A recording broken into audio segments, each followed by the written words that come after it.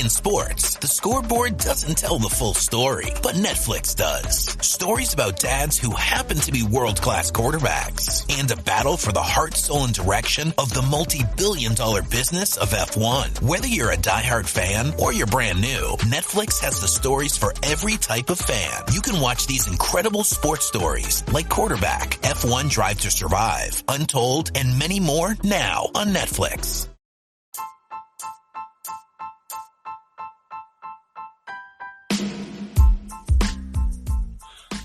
Welcome to the Scarlet Supporters Pembrokeshire podcast. Hello and welcome to this week's edition of Westerer is Bestra by Scarlet Supporters Pembrokeshire. With me, thankfully, back from his week off, sunning himself on a doctor's couch. It's Big M. How are we, Mart? Oh, I'm good, mate. I'm good. I'm just happy to be alive at the minute, more than anything else. I recovered from the man flu. Obviously, no woman can understand the man flu. They're so lucky they don't catch it. But yeah, I'm alive. How are you doing, mate? Yeah, good. I feel a little bit sorry for everyone that had to listen to me last week. Just with just me, with no break. And it's really weird doing it on your own. It's really bizarre. And just kind of going, literally talking to yourself and staring at a screen and looking at yourself and going, well, this feels odd. But yeah, good that you're back. Good that you're feeling well. And were you well enough to watch the rugby on the weekend, the Six Nations? Were you well enough for that? Well, I caught bits and pieces. I can't say I watched the full 80. My concentration didn't go for that far, but I've seen majority of the match. And no, I wasn't as disappointed as I expected to be. I turned that game on thinking, losing by a ton wouldn't be, too far out into the reaches. But no, in all fairness, that they put a good account of themselves. They actually got the ball moving around a bit, and it was a decent game all in. Yeah, it was. I can't understand why we left it to the final game to start passing the ball. It beggars belief. We'll have a couple of games and we'll go, this whole kicking thing, it's not working. It's like the Blackadder joke where you go, what are they not going to expect? Let's surprise them by doing exactly the same thing as we've been doing all along and kick them the ball. And then we come up against France and we start passing it and we actually looked like we could score tries. I can't see why it took us so long to work out that if we kick the ball back to the opposition, we can't score tries. It's a fairly logical process. It's not difficult. They have the ball, they score. We have the ball, we score. It's really simple. It's analog. Well, it's all over and done with now, and we can push that to one side for a couple of months, and we can focus on the important stuff. We don't care about the national team; they can go away. Let's get back to I can't even say club rugby now. It's regional rugby. We have to call it. Well, yeah. I mean, we have got the women's Six Nations kicking off this week as well. So good luck to everybody. I'll be honest. I'm just getting up to speed on the women's Six Nations. And I've watched it in the past, but I've never watched it in the same way I watched like the men. In the sense of it's like watching. It would be like watching the Dragons and Ospreys on Saturday. You're interested in the game. You want to know what's happening, and you've got a view on the game, but you're not fully committed to it. That's what I've been in the past where I've been watching Wales women play. Now I'm feeling a lot more kind of connected to it for this one. So I've got my fantasy team set up for this week. I understand the players. I understand who we've got playing where and all of that kind of stuff. So I'm starting to get there with it. So maybe we'll have a chat about that one next week. We'll actually discuss some of the women's game next week, which would be nice. But well, hopefully they'll kick off with a bang. What was it? Finished third last season, only England and France above them. So facing Ireland in the first week. Fingers crossed there'll be a win. But I think every single one of the Six Nations women's teams now are all professionally contracted. So the game has gone up a level. I mean, I'm not quite at the stage of I don't know all the players. I don't know the ins and outs of where they're from. I mean, but I think that's part and parcel of the problem with not having not professional, but not an elite level of women's rugby in Wales. Yeah, and I think that's where I'm disconnected from it as well. You're not looking at it and going, oh, there's like 4 Scarlets, or there's 8 Scarlets, or there's 10 Scarlets in that team. Do you know what I mean? You're looking at it and you're going, they're almost a team on their own, regardless of where the club comes from. So, but I think that'll evolve, and hopefully we can. When I have watched women's rugby in the past, like when I said to when I was talking to Daryl about it, and it is that evolution of it gets better and it gets better and it gets better, and you are constantly looking for it, and at some point we will have a Scarlets women's team again, and it'll just feel a bit more connected. But so anyway, we'll have a chat about that next week. Let's talk about the important business first. Let's talk about Scarlets and Sharks on Saturday evening. Juicy. It's the only word I've got for it. I'm exactly the same as the Munster game. I'm bouncing for this one. And I'm going to back the boys all the way. And even at halftime against Munster, I didn't think the win was possible. But I'm still going to back the boys all the way through. And I see no reason why we can't do it. I think, especially now Johnny Williams is back. I know he's only played the one game, but the difference he made in that game, especially attack-wise, was phenomenal. Yeah. And, the Sharks, they very much, these South African sides, I seem to feel are very much like the French sides. They are brilliant on their home soil, but they do not travel well at all, especially not this season. I've looked at the Sharks' record, and they've only picked up 3 wins outside of South Africa, and it was a 1-point win against the Dragons, 3 points in Edinburgh, and 5 points against Zebra. So we should be doing this Sharks team over up here. Yeah, I think the difference between us and the Sharks going into this game is that we've had a couple of weeks off, and I think that's actually benefited us. Where we've had before Munster, we went into Munster with a 2-week break, so they had almost a 2-week build up to that game. And the same before, where there was a bit of a break, and then we had a 2-week build-up. Same with this one, we've had a bit of a longer build-up to this game, and I think that's benefiting us in terms of keeping players fresher, in terms of injuries. You're seeing more players coming back from injury, and I think Sharks have had quite a hefty couple of weeks with local derbies, if you can call them local derbies and what have you, in South Africa. So, they've had a bit of a battering over the last couple of weeks, some real physical games, whereas we're going into this quite fresh and quite funky. Do you know what I mean? So yeah, I think the only negative in terms of the Sharks coming years, I think we are the last away league game of their season. So, they might want to sign off the whole travelling scene with a big performance. I'm hoping not. I mean, if I go back to last season, I mean, okay, we did lose, by a bit of a margin in the end, but throughout the majority of that game, we were in the ascendancy and we should have done them over. Yeah. So there's nothing to really fear from this Shark side, especially on our own patch. And, like you said, we've had a couple of weeks build up. I'd say we've had, probably going back to the Munster game, because you can't really call the Saris run out much of the game. Like the majority of the squad would have been building towards the Sharks game since they got back in from Limerick. So they are going to be up and ready to go. The only 2 real negatives we've had come out is the fact that Foxy's done for the season. Yeah. And so Johnny McNichol, okay, his injury's not quite as bad as we first anticipated, but it's unlikely he's going to feature again this season. But even saying that, Foxy didn't play against Munster. J Mackey was only on the pitch for a handful of minutes. So realistically, we should have the same 15 going into this Sharks game, fully loaded. Yeah.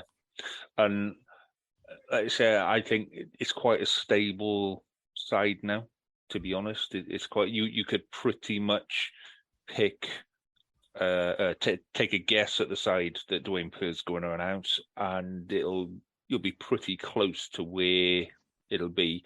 There's not really many positions where you go, you rum in and are in. Maybe scrum half for Blacker, Gareth Davis. That would be one of the positions. Second rows, depending on where you play for feet, you're going to go play, second row, back row, whatever. I don't think Ken Owens is going to come back into the side, is he? He's going to have a week off. No, Peel said in his conference that Wyn Jones and Ken Owens won't be featuring this week. So, we can count them out. You've got to give fair dues to the boys. I know Wyn hasn't looked his best for Wales regardless, but, he has played a fair bit of rugby, and Ken has started every single game, and having a new baby in the last week is not going to help him at all, is it? No, well, at least he'll get a bit of time to spend with the baby now, won't he? But yeah, there's not really, I suppose Patchell and Halfpenny in the backs, could come back in, but I'd stick with Costello and I'd put Johan Nicholas at full back. I think they've been doing okay in that kind of setup. I think Combier is back this week as well from his illness. So that's the only other real kind of change. But say with Johnny Mack kind of dropping out, that he kind of slots in. So that's what I mean. It's not a difficult selection this week in my head. Is there anything? Yeah, I mean, it is like you said. It is, is Fafita going to be blindside? Is he going to be lock? That is probably the major decision that has to come from this. And then it's literally a toss up with who you put a fullback. I mean, if Halfpenny is fit and ready to go, I think you've got to keep him in there just because of his defensive capabilities. Although if you do want to go all out attack, you could stick Tom Rogers in that 15 shirt and have Steph Evans and Combier on the wings. Yeah, I mean, I'd go with Steph Evans and Combier, but I'd put Halfpenny or Nicholas at fullback. So Tom Rogers against Munster he was trying too hard. He was just trying, and I don't know if that is uncertainty around contracts or being, out injured and coming back and trying to make an impact or whatever.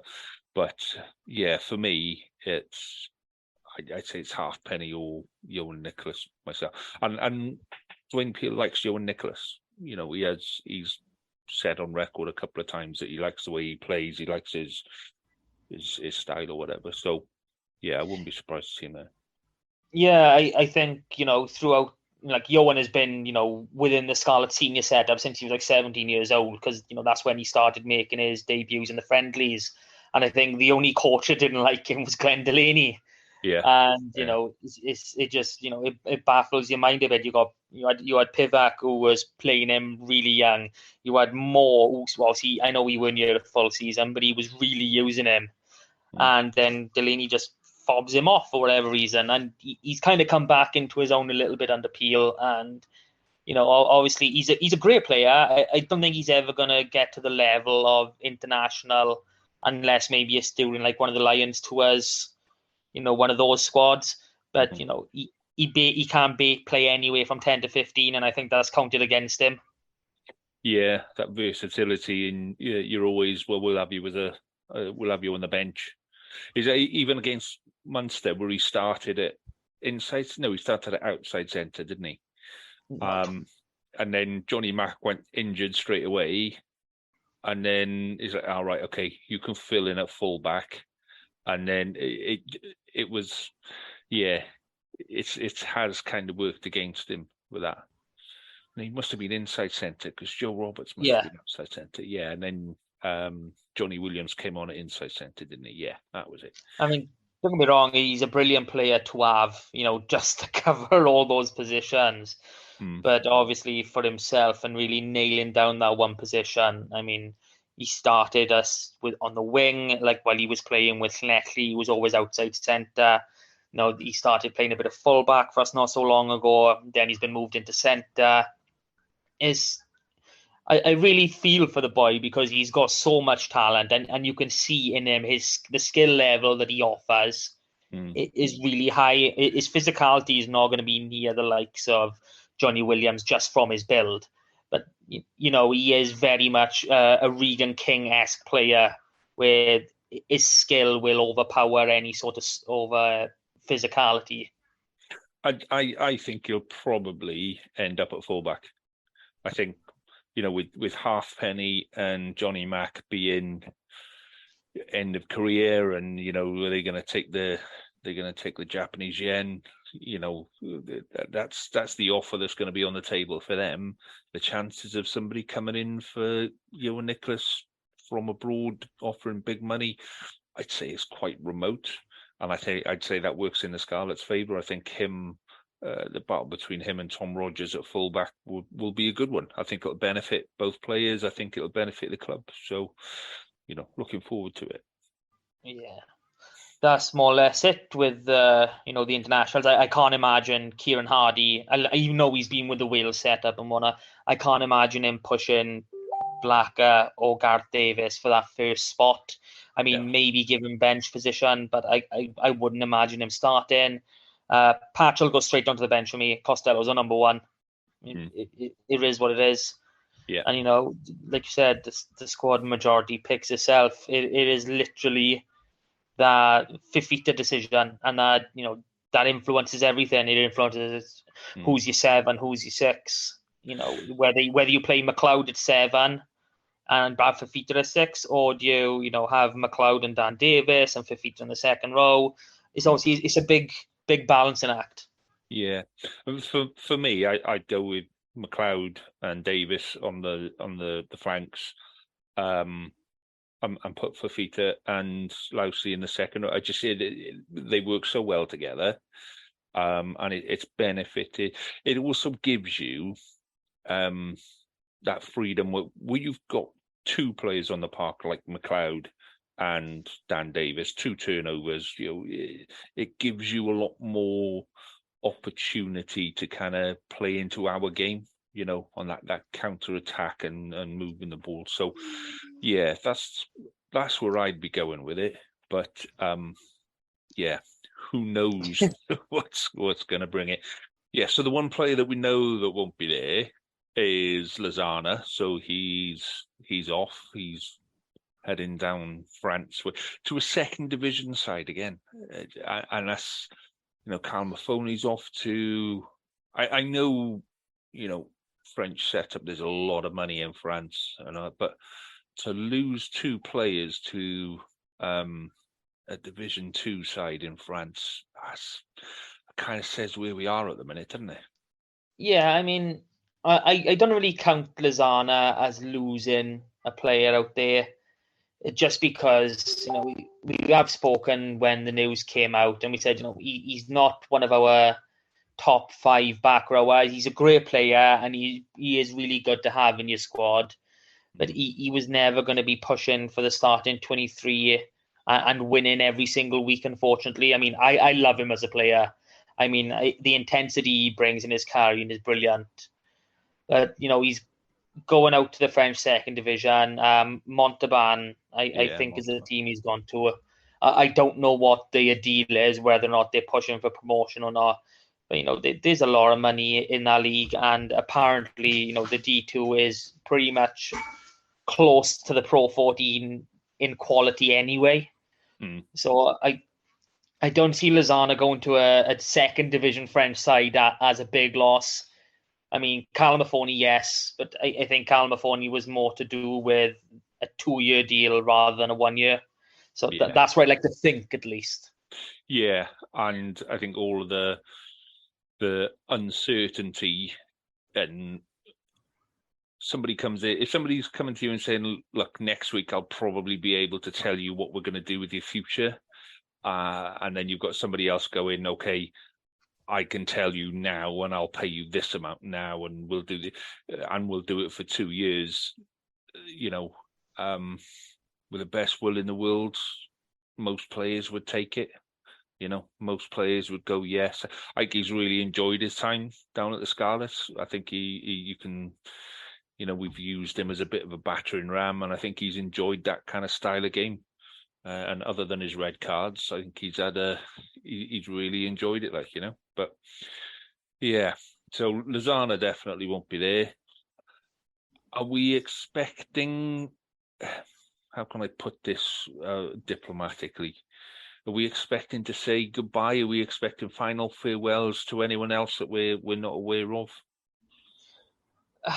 I'm still not 100% sure. I mean, I know they're doing the Baz Lewis Award, and I think it's in the Tanner Bank bar after the game for most improved player, etc. And I know they want to present Callum Mahoney with a special leaving gift.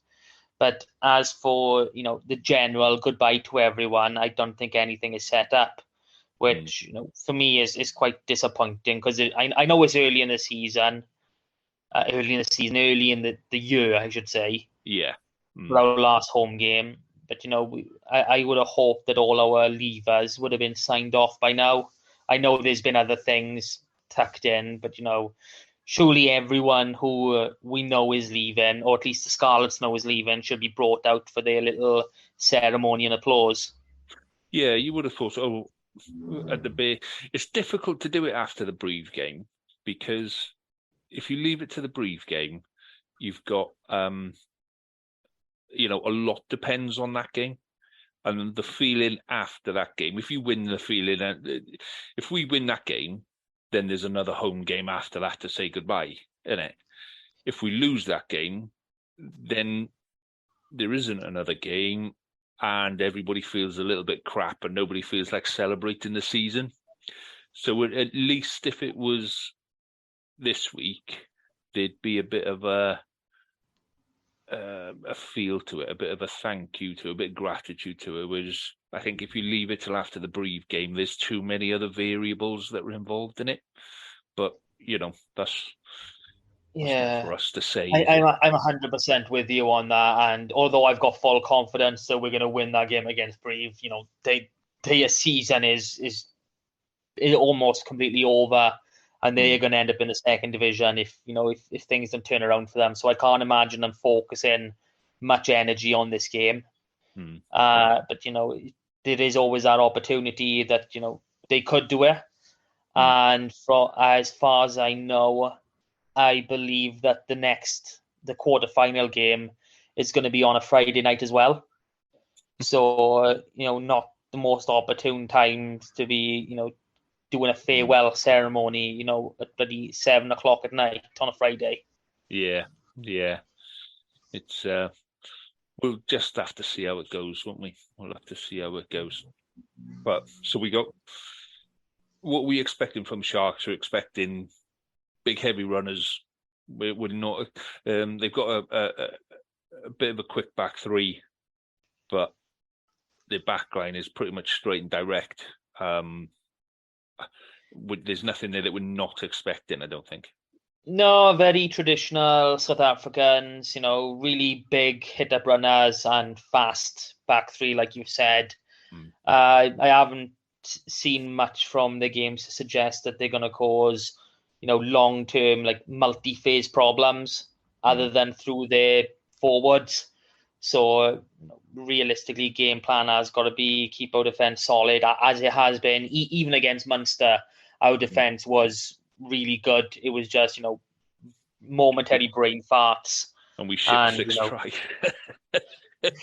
that let us down in that game. So I'm very confident in our defence. And, if we do go for the 2 sevens in the back row, I'd imagine we're going to be pilfering, or at least slowing down a hell of a lot of ball.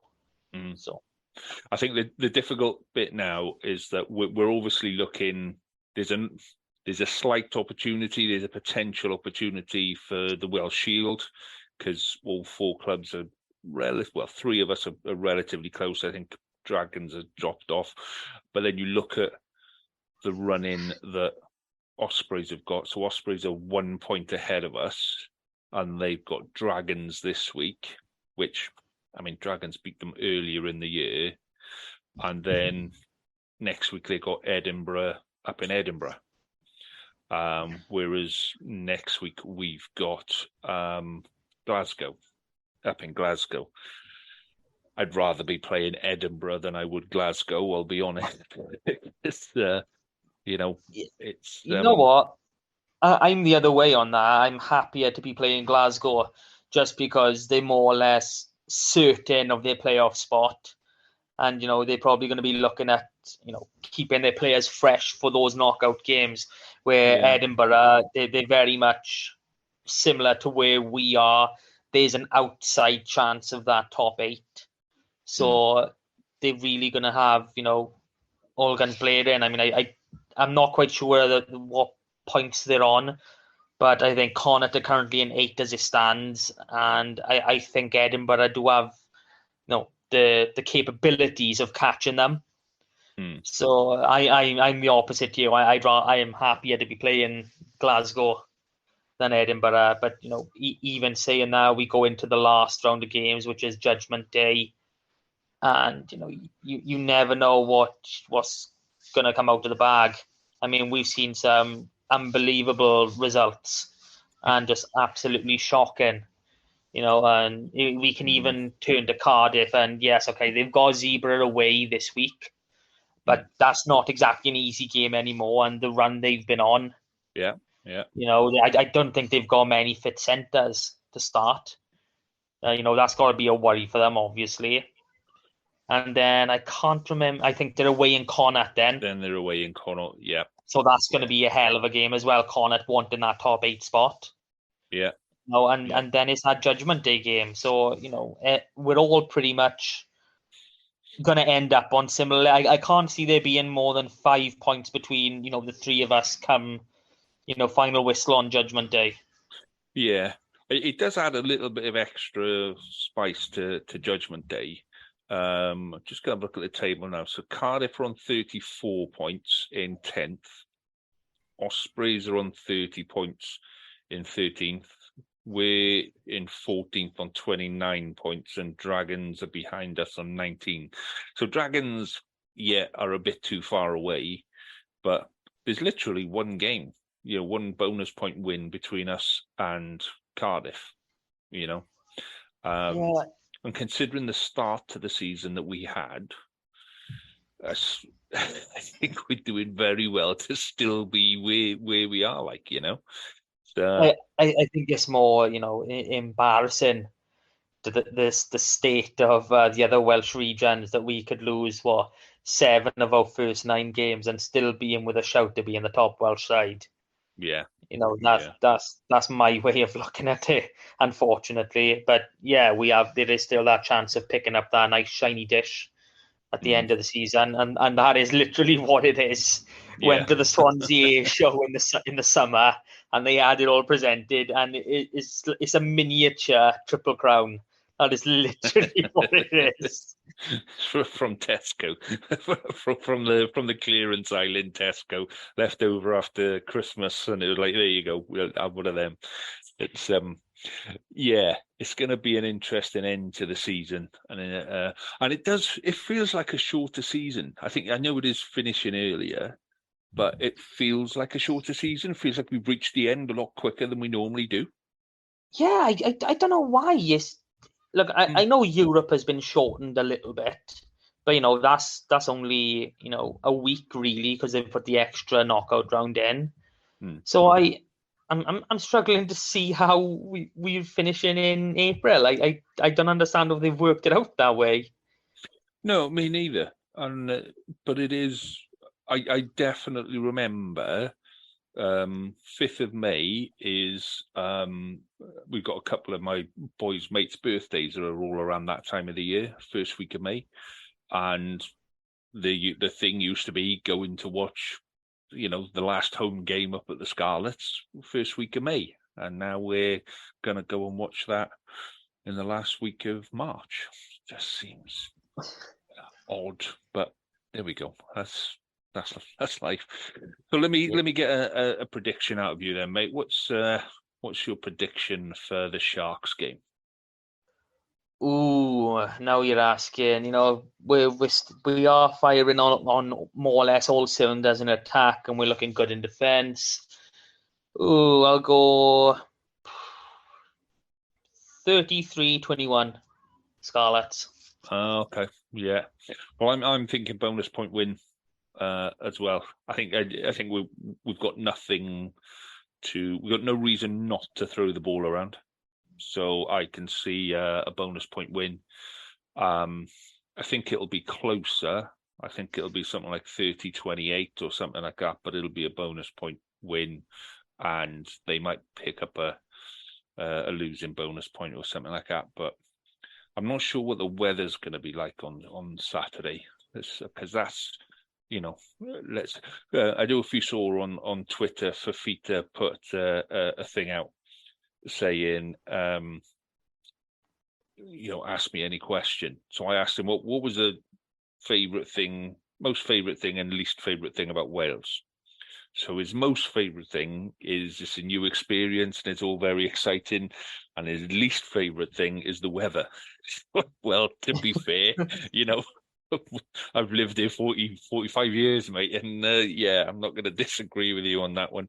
So weather for Saturday, light rain. as opposed to really bloody heavy rain. But it'll probably be heavy rain by Saturday. Let's be honest; it'll probably get updated by then. But yeah, it's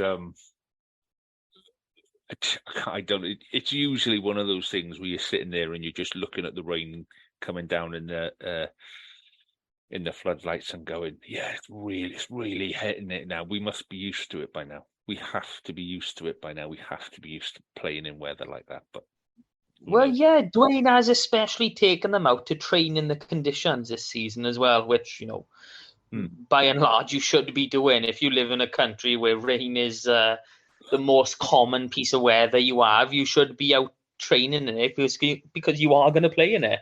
It's as simple as that. Yeah. It's that saying, isn't it? If it's not raining, that just means it's about to. So those are the two states. It's either raining or it's about to rain.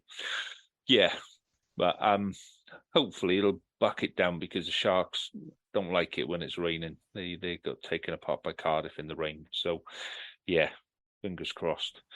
So that's a really funny sentiment. The Sharks don't like water. Yeah. Yeah, the Sharks are a bit iffy, but we'll see how that one goes. Right. So before we move on to the community game, then, right, and all the joy that is the community game, let's have a little talk about the vote on Sunday. So for those listeners that don't know, and I can't imagine there's not many. There's a special EGM on Sunday with, I believe there is only the one thing to vote on. There's a statement by the WRU and then there's one motion to vote on, and that is to create basically to change the structure of the board that runs a WRU that at the minute is entirely voted for by clubs, by member clubs, including the chairman, including the CEO. They're all voted for by the club. So your local club, my local club, Pembroke, our chairman of Pembroke Rugby Club could get voted on to be running the WRU. And as nice a guy as Darryl is, I think that's a bit of a stretch for him down here. So the proposal is to make the chairman an independent person, to make some of the people involved in the board have business acumen, business background, and how they recruit. They won't be taken from clubs. There'll be external appointments and things like that. And it's basically, there are 282 voting clubs. and they need 212 of them to vote for this amendment for it to become a thing, if you like, for it to be passed. So, what's your thoughts on it? How do you think we're going? Yeah, I mean, it's a whole load of bureaucracy. I mean, there's so many other ways that they could have gone around doing this. I think they've put massive pressure on all the community clubs to basically say, get behind this, or that's it, we're done, which, it's not entirely the case. Yes, it would be a massive hit on the WRU, but, it wouldn't be the end. I mean, some other clubs like Aberafon, Quins have come out and look, we've got other ideas than what you're putting forward. Will you can this be put forward as well? But obviously that hasn't, for whatever reason, I don't know. But yeah, the way the WRU have gone about it, I think they're scaremongering everyone into just saying yes and getting on with it. Which, that doesn't sound like a WRU we know, is it? Forcing people into voting their way. So, yeah, I can't imagine it failing. I really can't. I think we're in a bit here now where something like this should have happened such a long time ago. And we should have been calling for it. Well, some of us were calling for this a really, really long time ago. The separation of the professional and the amateur clubs, and then you've got semi-professional in the middle that kind of muddies the water, and it kind of makes everything a little bit unsure. But having so many important roles, so much important stuff being run by people who are well-intentioned but not qualified, and not knowing if you're going to get voted back in the next year. I think that is also something that not a lot of people are talking about, where how can you do your job of running the WRU, making 5, 10, 15, 20-year plans, making decisions that are going to affect us for the next 20 odd years, where actually next year you could just get voted out again. So I think it's massively, massively overdue as a piece of legislation, if you want to call it that. But I don't think it's going to solve all the problems inside the Welsh Rugby and inside the WRU. I think it's the start of something, but it's not going to solve all the problems. Yeah, the only thing I can see is solving is this inquiry into the misogyny and everything that's happening. That's the only thing that is really going to help towards, just because it's, it wants X amount of women on the board, and, nothing wrong with having women on the board. But, if the most qualified person is a man, then why should a woman be picked instead of him? And yes, there should be X. Then there does need to be, a broad selection of everyone, but that shouldn't come at the expense of quality, if you know what I mean. I think the issue is that we've had quality people on the board, and they've been put in a position. Yeah, and they've been put in a position where they're going, why am I even here? What's the point? Because this bunch of old farts just not up for listening. And we'll do a bit of this in the summer and all of that kind of malarkey, but when there's no rugby to talk about, it's going to be a nice big long gap in the summer with no rugby. But I think we've got issues in the pathway, in the schools, in the colleges. I think we've got issues in we'll talk about Elite League in a minute as well. But I think that the biggest issue is culture and attitude. And, we do it ourselves. We will sit there and we'll go, well, I think they should do this, and I think they should do this. And then, but we don't sit there and do that thinking, oh, somebody at the WRU is going to be listening to me, and they're going to implement this straight away, and they're going to make it because I'm right. We're expressing an opinion that, for people to listen to, and people might agree with it, they might disagree with it, they might counter argue it. We do it for a discussion point, and Welsh Rugby needs to discuss this stuff more. We need to be able to discuss it. There are some people out there, usually on Twitter, that you just cannot discuss anything with at all. And I'm right, and nobody else can talk. And if anybody puts any rational argument towards them, they just bang, they'll have a go at you and keep having a go at you and make it personal. And we need to move away from that stuff and get to the bit where people can actually have a conversation and say, you can't compare Langham, our favourite small club, Langham, the likes of Langham and St David's, with the likes of Swansea and Llanelli and Cardiff, but they have the same influence, they have the same number of votes, and they have the same influence on who runs a WRU. So, it's stuff like that we need to be able to sit down around a table and have a proper conversation about.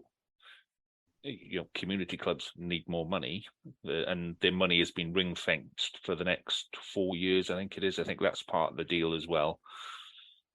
But yeah, I think it's the start of it. If people think this is the end of the process and we can go back to just beating England now, don't work like that. This is going to be a long, drawn-out process of at least 10 years, at least on a short basis. 10 years. Yeah, I'd go 20 years. I think you do everything in a generation, in a 20-year cycle. It's, like we said, this all goes. You can trace a lot of the problems now back to 2003 and regionalisation, and that's bang on that 20-year mark, which works brilliantly for my analogy. But this is going to be a long-winded approach, and basically everything needs to be torn apart and redone. So good luck to whoever gets into that position, because it's not going to be easy. No, it's not. But we shall cover that one off, no doubt, in a lot of detail next week, because whichever way it goes, Welsh Rugby is about to set itself on a new path, put it that way. Definitely. It's going to set itself on fire, and it's either going to burn down or propel into the future. Yeah, one or the other. So let's have a chat about the community games then for this weekend, because community games have kind of been going on. I kind of did a bit about it last week, but I can't remember who I predicted, what I predicted. I can't remember what games are on or anything. So we just start afresh again this week in the championship with Narberth. I'm not going to do scores from last week because, like I said, I can't remember who was playing, and I haven't got it written down in front of me. It's the simple one. Have you got it? Absolutely lazy. I wasn't on last week, so I've got no scores to do. Obviously, I know, that's it. I thought you've thrown me out now. I'm kind of like I haven't got a clue. I sat there and spoke to myself for a good 45 minutes last week and did the score predictions, but I don't think there were that many games on last weekend because of the internationals. I knew there was some on Friday. I know there was some early Saturday morning and stuff. But anyway, this weekend we've got Narberth away to Beddau. So what do you make of that one? Yeah, it's a tough game. Anyone who's listened to this podcast from start knows that I'm from the Rhondda originally, so I've played a bit of rugby down Beddau, and it's always a tough place to go. And funnily enough, my cousin's house's back garden actually opens up onto the pitch, so they always open up and watch whenever there's a game down here. So I'm expecting them to be part of the crowd or part of the scenery, I should say, on the weekend. But no, they're a good, well-drilled team. Normally pretty heavy loaded in the forwards, and unfortunately, I'm going to have to say it's going to be a win for the home side on this one. Well, they're quite close to each other in terms of league position. Narberth are, let me just count this now, 1, 2, 3, 4, 5, 6. Narberth are in 7th, Bethau in 9th, but there is only 2 points separating them. And Bethau got a game in hand as well. Just noticed that. Yeah, so they got a game in hand. So yeah, it is a tight one. It's a close one. I'm going to go with Narberth winning this one, just because it's that time of the year when things like this happen. What I will say about Narberth, yeah. So on my other podcast, we're kind of monitoring who's declaring their votes for the vote on Sunday. Narberth are the only Pembrokeshire side to have declared so far. So Narberth have said that they're going to vote for the amendments on Sunday. Nobody else that we're about to talk about, Pembrokeshire-wise, has declared. So we'll just throw that one in there. So well done, Narberth. And that's why I'm backing them this weekend. So yeah. They won that money. They want to push for Premiership. Let's do it. Well, they were one of the. Do you remember a couple of years ago where there was a thing came out about WRU wanted sides to declare whether they were professional, semi-professional, or amateur, and a lot of clubs said, a lot of clubs that we know are paying players, that they are paying players. They're at Narberth's level. They're in the Championship. Narberth are paying players to play. Yeah, no, and Narberth said that, yes, they are a semi-pro side, yeah, which has tax implications and structural implications, blah, blah, blah. I think there was only like about 4 sides that said that they actually pay players. And you're looking at that and you're going like, nah, boys, you're not. You're all paying your players. We know you play. You've always paid your players. They paid their players when it was an amateur game, for crying out loud. In the early 90s, Narberth were paying their players then. And I know they were, because they offered me money to go and pay for them back then. So, Jesus Christ, who was running them to offer you money to play? The worst bit is I went to Tenby and Narberth absolutely hammered us and stayed up, and Tenby got relegated. So, smart decision there. And then Tenby went bust. Surprising. So, yeah. Anyway, so that's Narberth for a win this weekend for me. I'm going to shut up now. Division 1 West. Who've we got in Division 1, mate? Okay, first game up, we got Aberystwyth travelling to Gowerton, hoping to get a bit of revenge after, Gowerton beat them 15-10 up in Aber early in the season. I'm hoping for an Aberystwyth win on this one, but, I think Gowerton might just be a little bit too strong. It's going to be a tough game. Definitely a tough game. But, yeah, I'm going to go with an Aberystwyth win on that one. I'm going to go just, again, why not? We're getting to that stage of the season. Yeah, I think Aberystwyth are going to nick that one by a couple of points. Yeah, next up, we've got an all Pembrokeshire clash. Pembroke at home to Crymych, and now this is going to be one of the tightest games of the season. I can just see it now. I think Crymych will edge you by at least 60 points. What about you? Yeah, it's top versus bottom, innit? It's yeah, I kind of feel sorry. I don't feel sorry for Pembroke, because they were told about this years and years and years ago, and they just didn't listen. And yeah, I think Crymych have done really well to get to where they've got to. They worked hard to get to there, so I can't see them taking the foot off the gas. I can't see them taking it easy. They need. Where are they? They can't be far away from actually securing the title. Do you know what I mean? They must be. Yeah, Let's have a nah, look. they're still not favourites for the title, sadly. You know, that's still resonating with Llangennech. You know, they do What are still you have to play talking Crymych, about? mind. Yeah, why would you put Llangennech as favourites for that title? They're Just 5 points behind. They've got 2 games in hand, but they're 5 points behind. just the way they've been playing and some of the stuff I've seen, it's just I just got a feeling that Llangennech are going to take it. Yeah, right. Let's have a look at fixtures then. So Llangennech have got Pencloud at home this weekend. Yeah. Then they've got Crymych away on 1st of April. So that's the big game, isn't it? Crymych away. Yeah, And then they've got Aberystwyth at home. So Aberystwyth have got a big say in this title.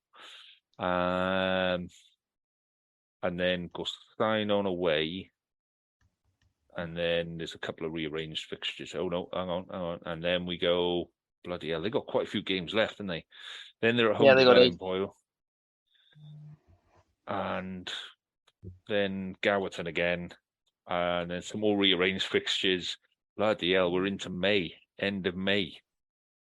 Yeah. It all gets a little bit messy. Llangennech are playing Crymych twice between now and the end of the Yeah, season.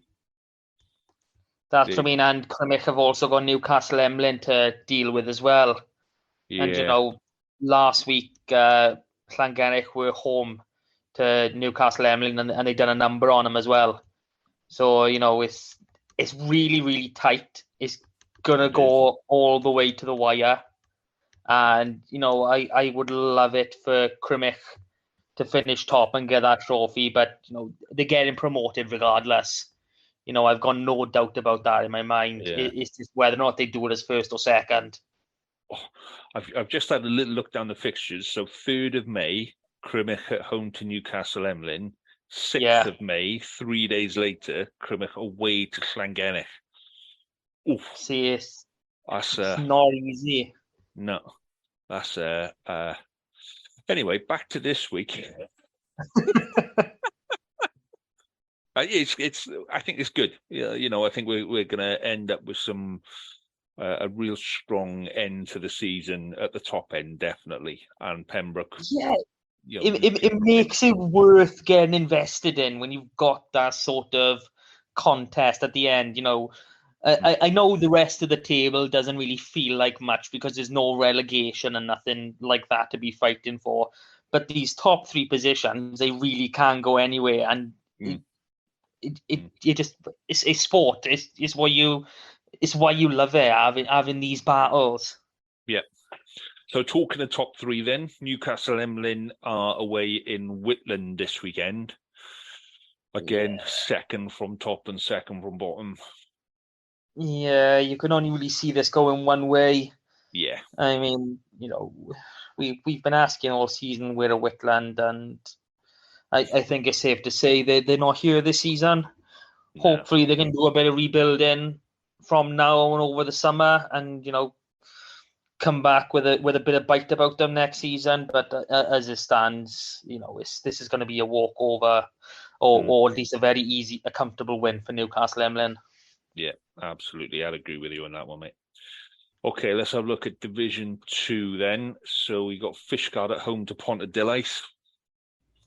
Yeah, tough game that should be. I mean, I'd like to say that, you know, Fishguard can win this one, but, you know, Pontarddulais, you know, they're undefeated, you know, and it just is what it is. I think they're going to run them close. I do think Fishguard are going to put up one hell of a fight, but I can't see anything but a Pontarddulais win for this.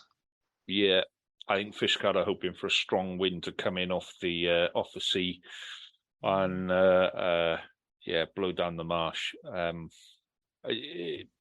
Pontarddulais realistically, it's a Pontarddulais win every day of the week on that one. But you never know. You never know. Fingers crossed. But it's a Ponty win for me. Milford at home to Ticroes. Yeah, this is a classic 10th versus 11th match, and it's a hard one to decide. I'm going to back Milford, just having home advantage. But this again, this is going to be a really good match just to watch, just to be there for, because they are very similar level teams. Yeah, and you need a bit of a nail biter at this point of the season, don't you? So that might well be it. So yeah, I'm going to back Milford as well on that one. Actually, I think they'll take that one at home. So yeah, tidy. And then we've got Tenby away to Mumbles. Yeah, this is a big one. Obviously spoke with Alid a couple of weeks ago. And Tenby have said, okay, they might not be favourites or in the best of positions to go for promotion, but they want one of them top three spots. They want to go up, and Mumbles are in second. And this is a real opportunity to push themselves into those promotion places. Mumbles in second on 46 points, Tenby in fourth on 44. This could be a game that launches them and knocks Mumbles out. So I'm back in Tenby to do the double over them and really carry on and really get promotion. I think that the interesting team in that league is Kidwelly, who Yeah. are one below Tenby, but have got 4 games in hand. Yeah, But they are a real unknown prospect. I mean, they finished second last season, and it was literally because last season they finished Buryport top, Kidwelly second, and it was Kidwelly Buryport on the final day to decide the winners. So those two teams have really underperformed as such this year. Kidwelly, they still have an opportunity there, but at the same time, I think a lot of teams would rather have the points on the board because yeah, this really isn't an easy league. You can have your 4 games in hand, but when you've got 4 teams above you already, those 4 games in hand could come up against all of them. yeah, and like we saw with Crummer, when you get to that bit of the season where you have to start playing 2 games a week, I'm just looking to see when they're doing that. So September, you're playing a couple of midweek games. Yeah, Kidwelly aren't playing a massive amount of extra games, so they're going to have to start fitting these games in, because they're not playing. At some point, they're going to have to play midweek games, and they're going to have to play, 2 games in 3 days and 3 games in 9 days and stuff like that. So, yeah, like you say, that might be enough to take it out of them. You don't know, do you? But we shall see. Another one to keep a careful eye on that one. So, yeah. Next is. So I'm flicking around tonight. Where are we off to next? Division 3, and we go on all yours. Division 3 West A. We start off in Aberaeron with a home fixture against Llanybydder, and 42-13 to Aberaeron. In the earlier fixture, I'm expecting very much the same here.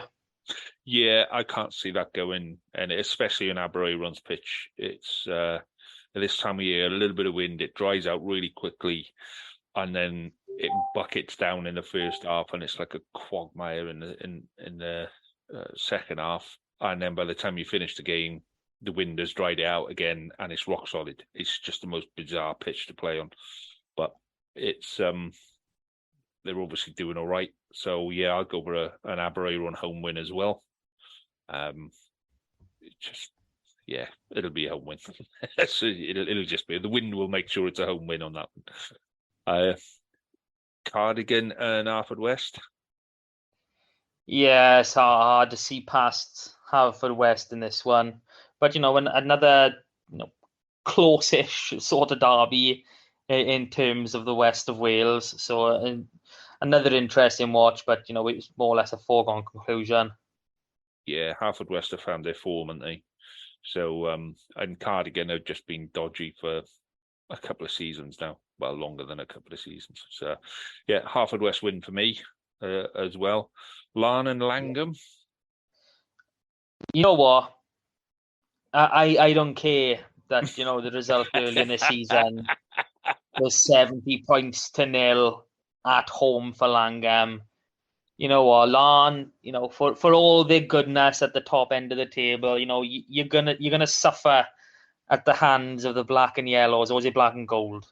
I think St. David's is black and gold, and Langham officially is yellow with black stripes. I think that's officially how they, for a long time, St. David's were black with yellow stripes. So Langham said they were yellow with black stripes. So, yeah, it's one of those One of zebras. them. Yeah, I can see Lance stuffing them proper job. Whoa! No! Yeah. Langham No. are gonna win 71-0 just to get the aggregate right. I think all of Langham's focus is on the youth team for this weekend. So yeah, which we'll talk about in a moment. But yeah, I can see Larne dishing out a proper spanking on Saturday with that one. So next we've got Quins at home to Neyland. Yeah, similar sort of story. You got to back Neyland for this. Bring your knuckle dusters for this one. There's not going to be a lot of rugby played on this one, boys. It's very much. Let's see if we've got 15 players left on the pitch at the end of it. I'd be very surprised if there's 15 players aside left on the pitch at the end of this one. It's a short walk in between the clubs, and yeah, you could probably actually throw a decent javelin from one club to the other on Sundays. So I'm going to go Quins. I'm going to go Quins on that one. Really? Yeah. Someone wants a free pint. You'd be joking. You should see the shit they serve down there. Yeah. Fighting talk. Jesus. No, it's always a tight game. I just think the Quins are due one now. I think they're due one. So yeah. So that's pretty much Division 3 sorted now, isn't it? We've done everything there. So it's just youth games now, isn't it? Well, no, there's a couple of games we can touch on. It's basically an official cup weekend, and there's a couple of teams from Division 3 involved. I know they're not strictly Pembrokeshire, but it's nice to say the teams in our division are doing well. I think it's the semi-finals now in the Division 3 Cup, and we got St. Clair's against Vardra and Lampeter against Abertillery. So, St. Clair's and Lampeter basically hogging the spotlight in Division 3, for lack of a better word to say. Mm-hmm. And, I can imagine them sharing the final together, which, is brilliant if in terms of the league, to have two teams in the final from, just the same leagues. I know they split over 4 or 5. That's quite an accomplishment.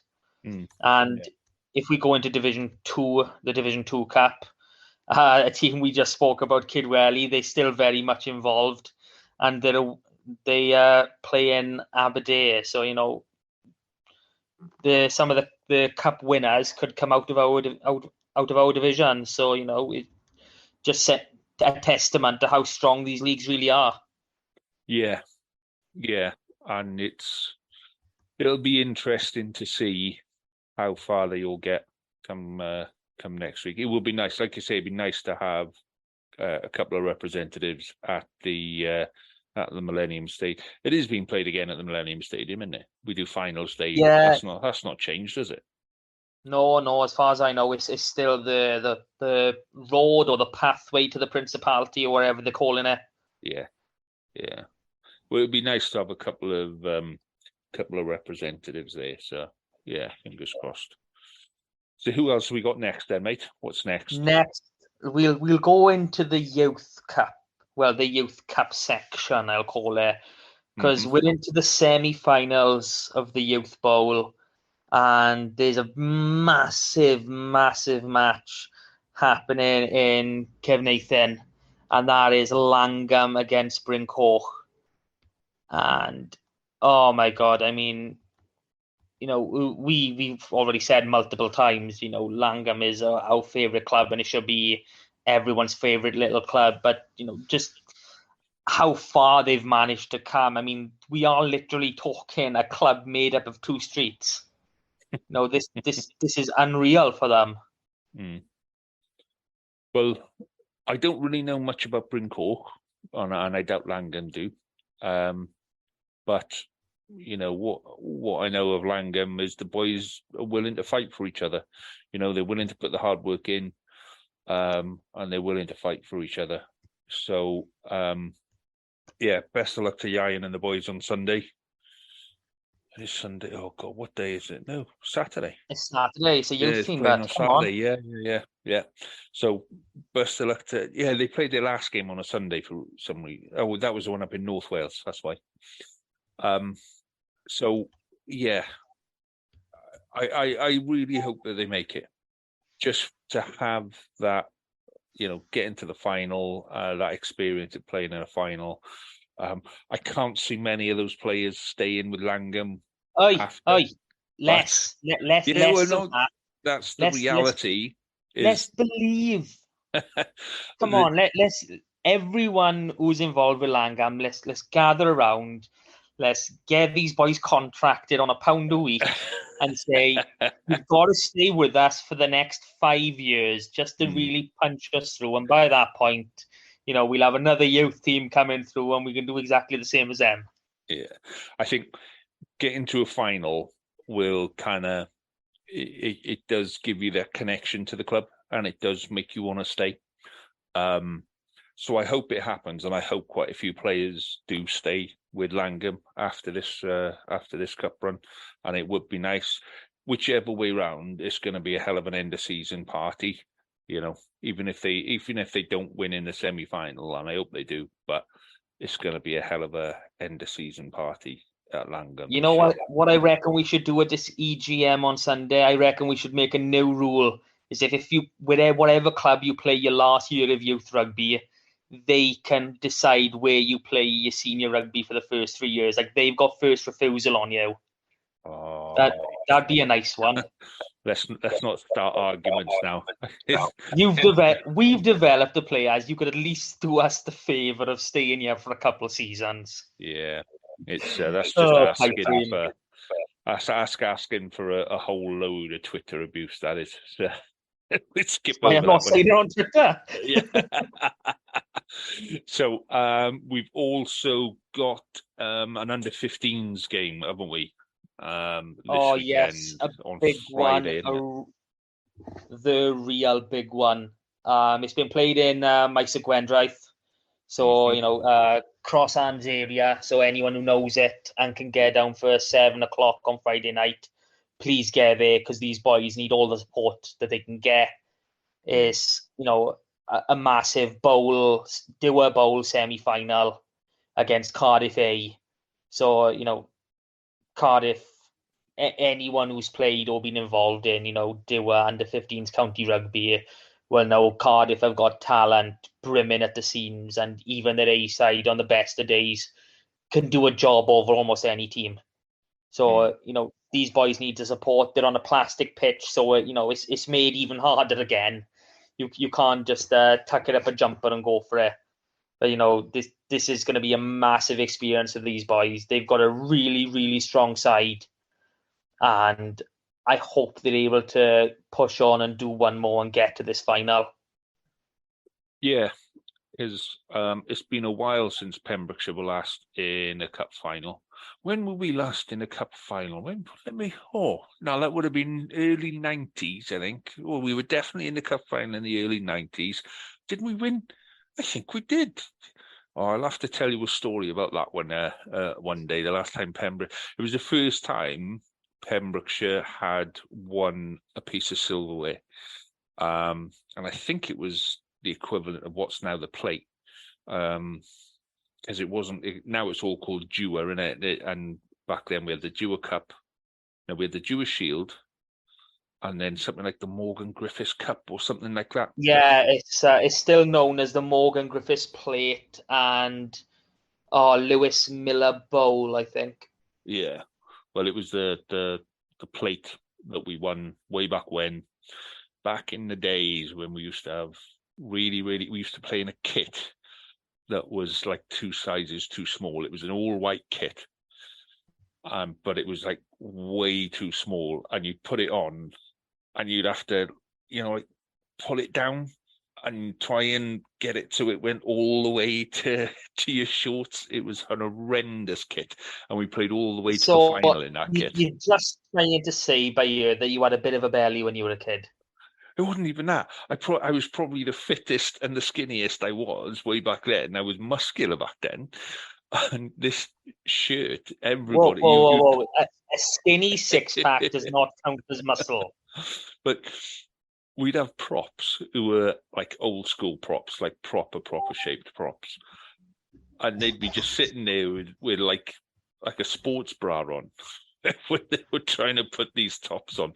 It was absolutely insane. I will find some old photos of our presentation night and all of that kind of stuff, because it was a long time ago. It would have been 92, something like that.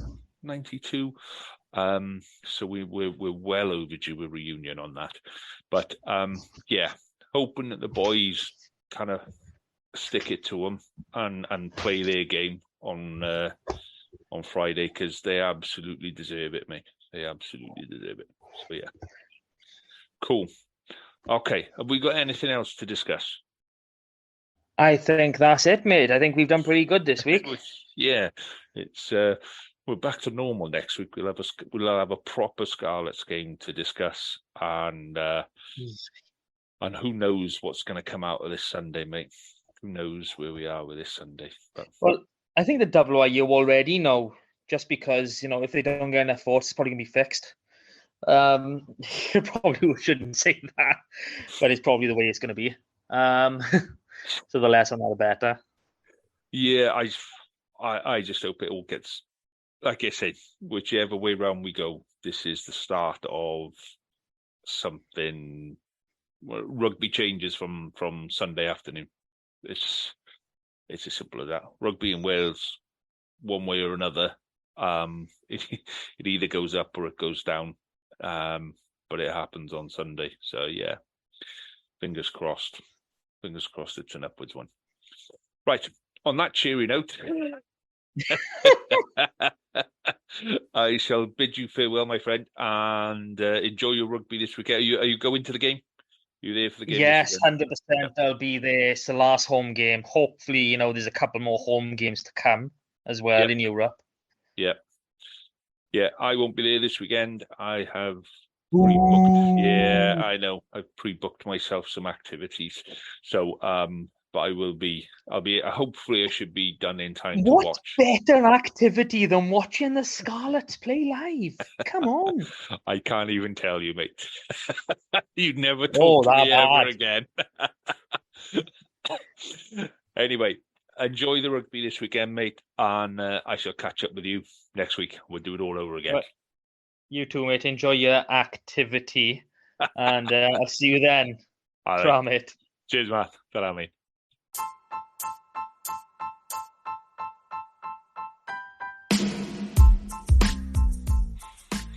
You have been listening to the Westerer is Besterer podcast from the Scarlet Supporters PEMS team. You can follow us on Twitter on Scarlet PEMS, find us on Facebook with Scarlet Supporters Pembrokeshire, or email us on scarletspems@gmail.com. And remember, West is best, but Westerer is Besterer. Cheers. Sports Social Podcast Network.